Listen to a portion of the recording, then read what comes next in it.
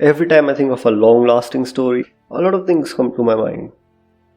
And honestly, Hell's Paradise was not one of them for me. And so I did a bunch of rereading. I'm quite glad I did. Hell's Paradise, or rather Jigokuraku, is a story written by Yuji Kaku, spanning a chapter length of 127. The story features Gabimaru, a self-proclaimed hollow and a samurai from, you guessed it, the Sound Village. Okay, no, who am I kidding? He's not a samurai and he's not from Sound Village. He's a shinobi from the Stone Village. Yeah, from his village. Iwagakure, or rather Stone Village, is a village in feudal Japan, one known for housing and creating ruthless mercenary samurais. Why am I calling them samurais? Ruthless shinobi. Ones that are known for their violence and I guess cruelty. The women in this village are turned into baby making machines right from their birth. I mean, that's kind of their purpose. Forced into a life devoid of any freedom right from their birth. They live their entire lives just to get married off to some shinobi and then discarded when they're not of any use to the village anymore. The men have the exact same problem, except theirs involve assassination, killing, stealing, and a lot of other things that shinobi do. The men in particular have to go through extreme trainings, making them practically unkillable by conventional means. Or rather, the fragile children, they die right when they are kids. And this village had its own star, Gabimaru, or as he refers to himself in front of the Asaemon that's going to execute him, Gabimaru the Hollow. Well, it turns out that Gabimaru himself is not as hollow as he thought he was.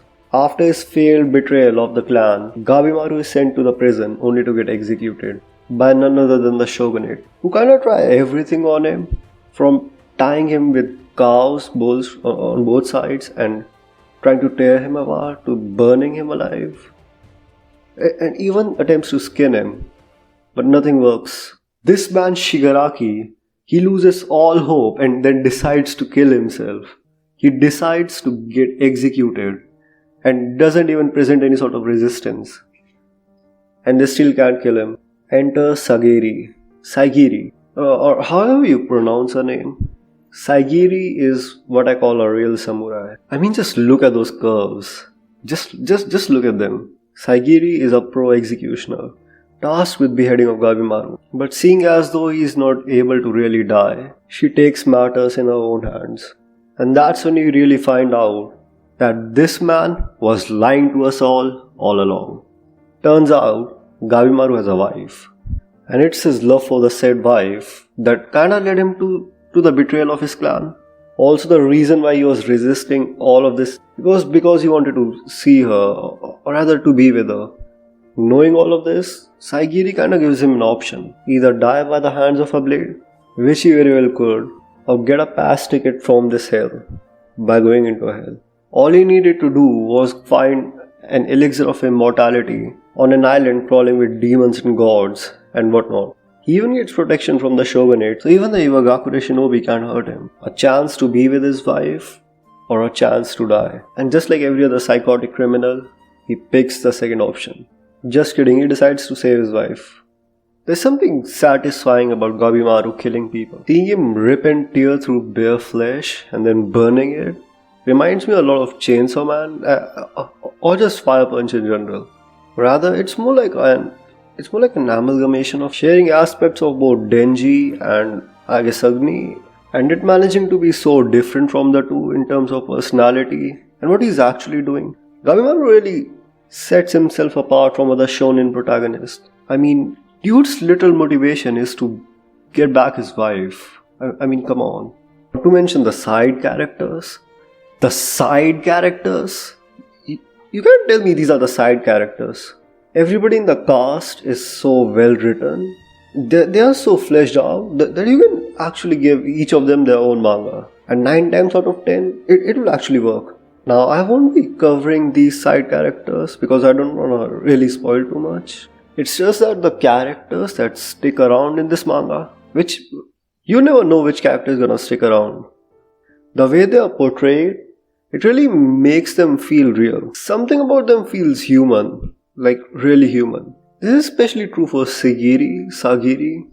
I mean, she's not technically a side character, but rather a main character. Let's consider her one.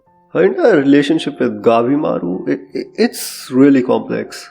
On one hand, she's on this island to kill him whenever he decides to actually go off. Even a slightest sign that he's trying to run away is enough for her to behead him. Yet somehow she also holds a side in herself, which kind of gets inspired from this man. In a way, she kind of idealizes him, being held back by her own past and the fact that she finds it hard to kill somebody. Yet Gabimaru does it so non-emotionally. Rather, it feels almost as if Gabimaru himself is held back by these. But he has come to a point that they kind of don't hold him back anymore. Each time he kills someone, it's nothing new under the sun for him. It's something he has been doing since he was a child. Yet to Sagiri, each kill weighs her down a lot. A fucking lot. The thing is that for her, each time she takes somebody's life, it feels devastating. It's like she encountered some kind of demon, something that pins her down. Almost as if she was some kind of a child being held back by her own fear. Adding the fact that she's a girl and well, yeah. But I think the Asaemon family was way better than the Iwagakure. I mean, look at Sagiri. At least she has a future as an executor. Even though people make fun of her or whatever, she still is hanging on to the blade. The fights within the manga, they feel unreal. The way Jigokuraku panels everything and how the fights really go on, it's ordered chaos. There's always an element of supernatural in these fights. There's a supernatural element to the entire island, if I'm being honest. The island of Nirvana. It's actually brilliant how Jigokuraku has this entire religion, this mixture of Buddhism, Taoism, and I think other Eastern religions mixed in, which together create this island of Nirvana. And the fact that we have these psychotic killers right on this island, alongside whatever madness that instills in, yeah, it really feels unreal.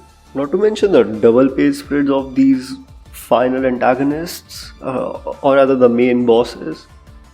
Yeah, they look fire.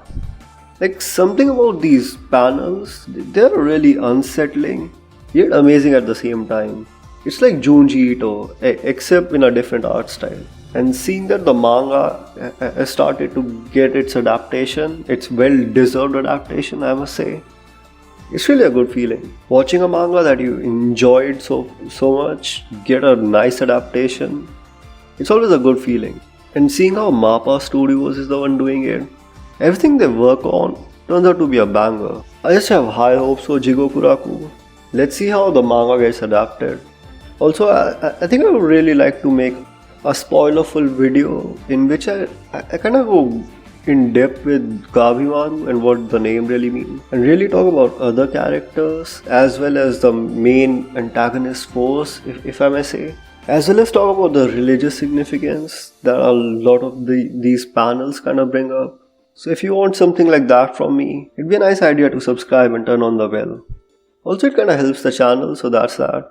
If you liked the video, click on the thumbs up button. Do tell me in the comments what you really think about the video or about Jigokuraku in general. As always, see you next time. Peace. Oh yeah, I'll make that Chainsaw Man review in which I'll cover the entire arc because I kind of missed a few chapters with shit happening in life. If I let anybody down with my inconsistent schedule, just know I'm still kicking and I won't quit that easily. Until next time, peace.